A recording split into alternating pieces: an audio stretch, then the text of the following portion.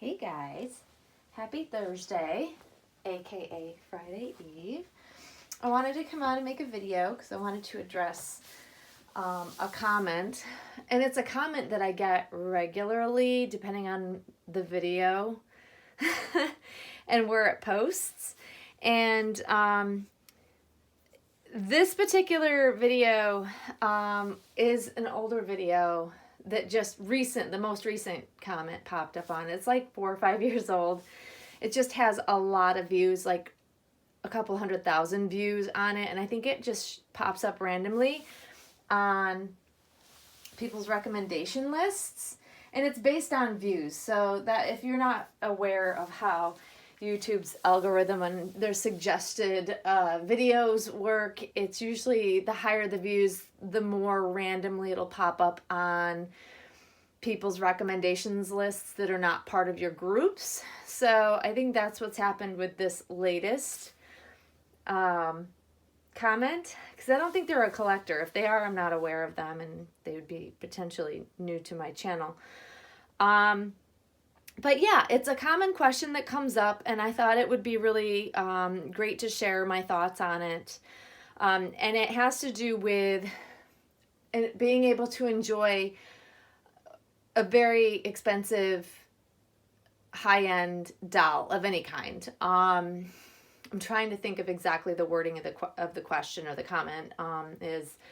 Is how can you possibly enjoy something you have so much money invested in? It's baffling how much money people will spend on these toys. So that's why I think it's a non-collector, because we don't generally call our dolls toys necessarily. I mean, they're considered a toy, I suppose. But it's a high-end collectible toy, I guess. And it's a question I've had a lot over the years. I get these types of questions that pop up on different take caution videos of mine, because I speak about like my thoughts on the bathing and overhandling and how to care for your silicone. All of those types of videos also spark these types of comments and questions. So I thought it was a really good time to kind of just revisit it, answer it to anybody out there that's curious, because people that are newer to collecting, even seasoned collectors have a hard time understanding how some of us will spend thousands of dollars on one doll. And how can you possibly enjoy the doll without worrying? Because it is an investment, and you guys all know that I am a super cautious, very careful type of collector when it's in regards to how I handle my dolls, how I care for my dolls, and I am not a role play person because it's just not me.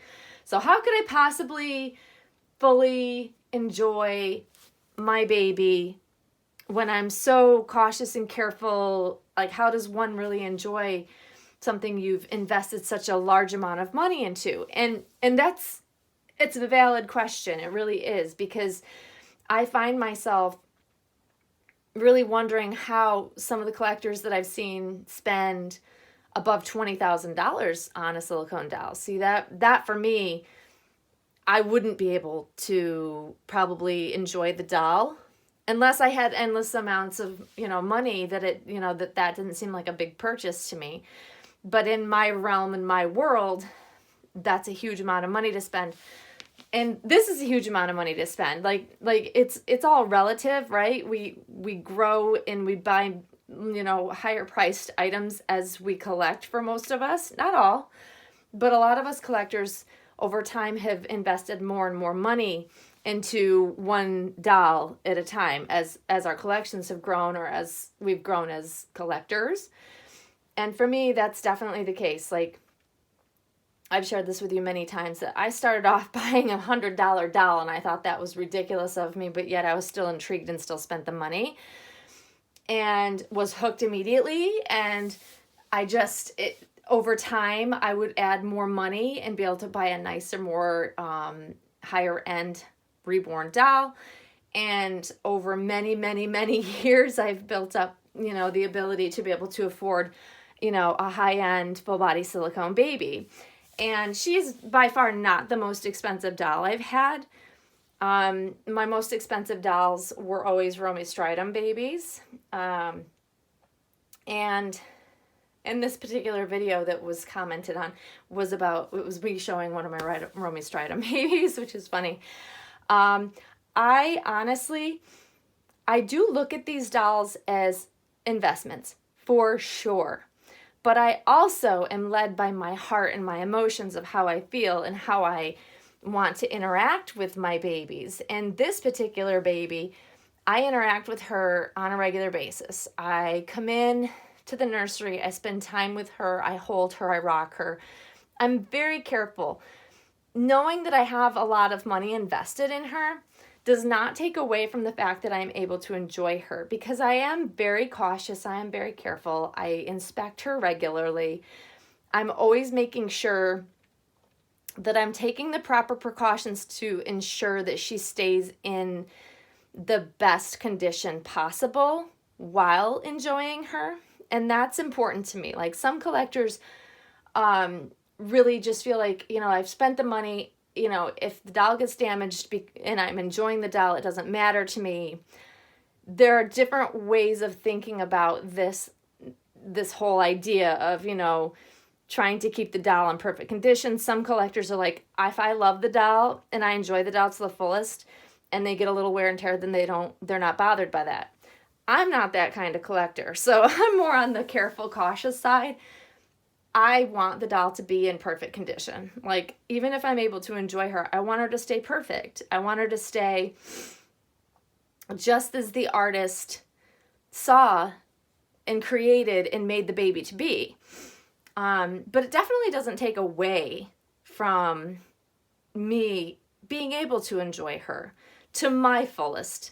So I think the question is dependent on each collector, if that makes sense. Because each collector has a different way of enjoying their doll.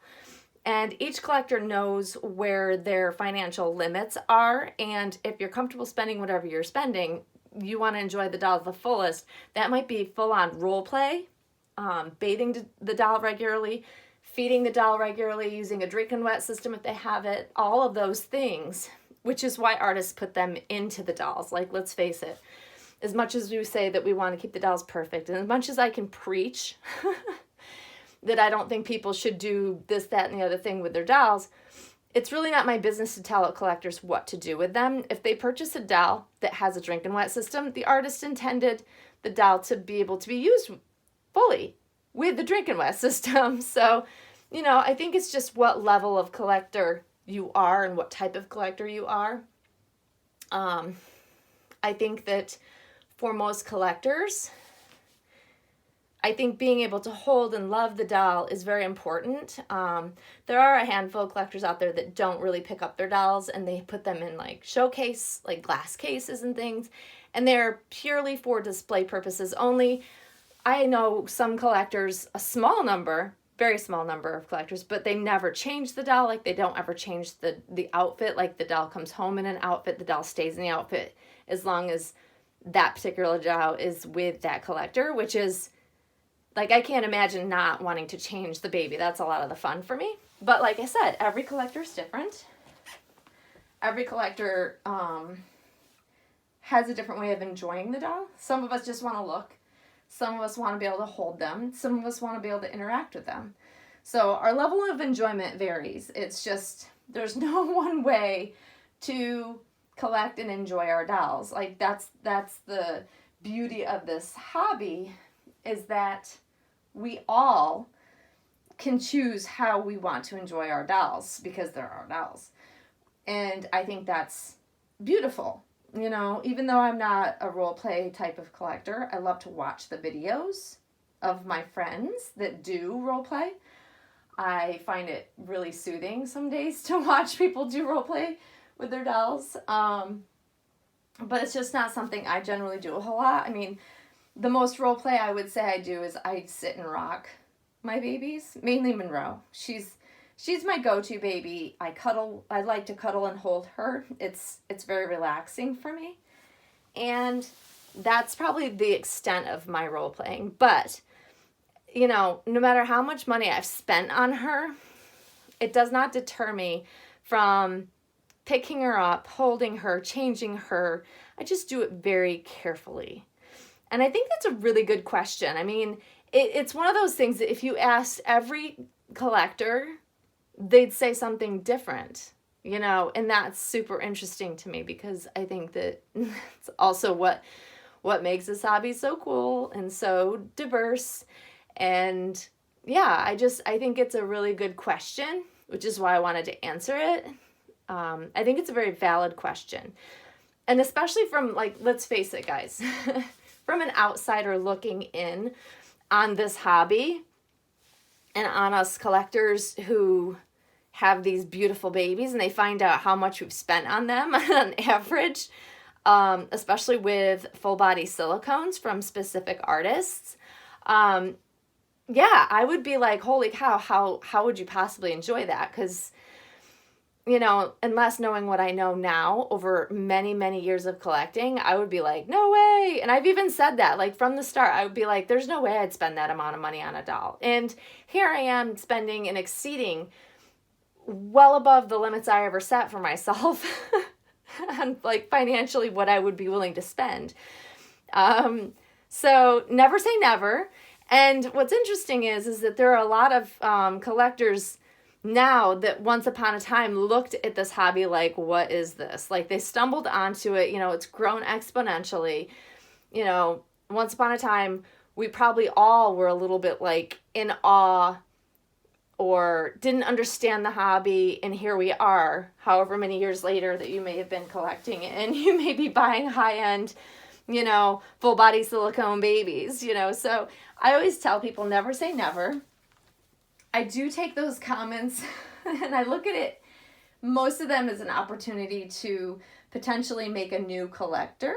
You know what I mean? I love to inform people that may have stumbled onto it and they're innocently asking the question and they're not being mean. I really like to take the time to explain the hobby to them so that they can see it from a collector's perspective. And a lot of times they're very intrigued. They're genuinely interested in hearing about it, which then sometimes creates a new collector, which is really pretty cool when you think about it.